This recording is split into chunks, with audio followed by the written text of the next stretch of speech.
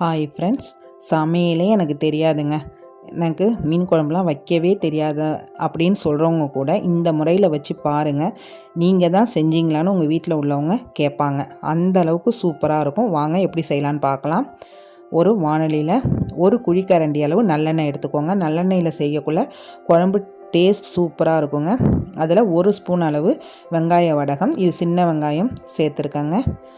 இது ரெண்டுத்தையும் நல்லா வதக்கிக்கோங்க. கண்ணாடி பதம் வரும்னு சொல்லுவாங்க இல்லையா, அந்த பதத்துக்கு வதக்கிட்டு இதில் மிளகாய்த்தூள் சேர்த்துடணுங்க. குழம்புக்கு தேவையான அளவு மிளகாய்த்தூள் நான் 2 ஸ்பூன் அளவு மிளகாய்த்தூள் சேர்க்குறேன். உங்கள் காரத்துக்கு ஏற்ப மாதிரி நீங்கள் மிளகாய்த்தூள் சேர்த்துக்கோங்க. மஞ்சத்தூள் 1/4 டீஸ்பூன் சேர்த்துருக்கேன். இதையும் சேர்த்து இதில் வதக்கிடுங்க. இதை மாதிரி செய்யக்குள்ள குழம்போட டேஸ்ட்டும் கலரும் பக்காவாக இருக்குங்க. இதை கரிஞ்சிடாமல் சிம்மில் வச்சு வதக்கிட்டு புளி ஊற வச்சுருக்கேன். அதை கரைச்சி அந்த தண்ணியை இதில் சேர்த்துடலாங்க. வடிகட்டி சேர்த்துக்கோங்க. இதை மாதிரி டைரெக்டாக செய்ய தெரியாதவங்க இன்னொரு கிண்ணத்தில் வடிகட்டி சக்கை எதுவும் இல்லாமல் சேர்த்துருங்க. இன்னும் கொஞ்சம் தண்ணியும் சேர்த்து நான் புழிஞ்சு விட்டுடுறேன்.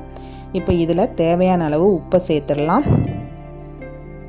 இதை கிண்டி விட்டு கொதிக்க வைங்க. மிதமான சூட்டில் வைங்க. மீடியம் ஃப்ளேம்லேயே இருந்தால் போதும். இது இந்த அளவுக்கு கொதிக்குதுங்க.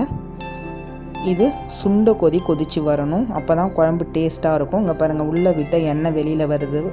இப்போ இதில் 1 ஸ்பூன் அளவு வெல்லம் சேர்த்துருங்க.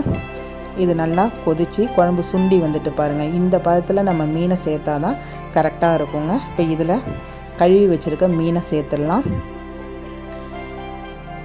இது சங்கரா மீன் தாங்க, அதை தான் சேர்த்துருக்கேன். இதை சேர்த்துட்டு இதை மாதிரி கரண்டியாலையும் செய்யலாம். அப்படி இல்லையா துணியை பிடிச்சி அந்த பாத்திரத்தை தூக்கி இப்படி ஒரு சுற்றி வச்சிங்கனாலும் கரெக்டாக இருக்குங்க. இப்போ ஒரு கொதி வந்தோடனே நம்ம ஸ்டவ்வை ஆஃப் பண்ணிடலாம். குழம்பு அவ்வளோ ஒரு டேஸ்ட்டில் இருக்குங்க. நீங்கள் ஒரு தடவை இந்த மெத்தடில் செஞ்சு சாப்பிட்டு பாருங்கள். மறுபடி இப்படி தான் செய்வீங்க, நீங்கள் தான் செஞ்சீங்களா அப்படின்னு வீட்டில் இருக்கவங்க சந்தேகமாக கேட்பாங்க.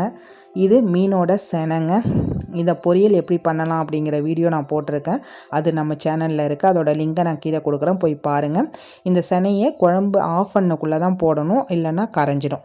ஓகே ஃப்ரெண்ட்ஸ், இந்த வீடியோ உங்களுக்கு பிடிச்சிருந்தா ஒரு லைக்கும் சப்ஸ்கிரைப் பண்ணுங்கள். தேங்க்ஸ் ஃபார் வாட்சிங்.